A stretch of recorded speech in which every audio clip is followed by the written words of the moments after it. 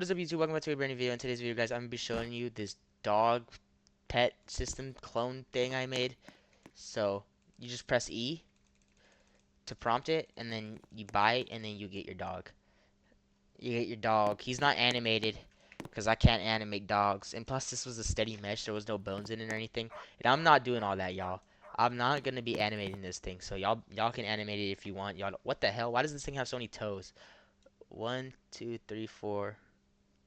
Oh wait, that's normal, right? What the heck? This mesh is trash. Look, there's that little thing right here. Whatever, guys. Hey, this is the dog system. If you want a dog, you can buy a dog. And you can do this for any other tool. So for example, I have these two. I never made it for this one.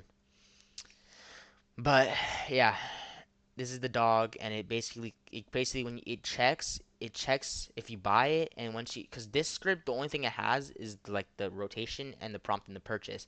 Because once you buy it, it gets the receipt info, and then it says if it's the right ID, then it'll clone it and set the parent of the tool to the players, and then they'll get the player, and then it'll give it to the player's backpack.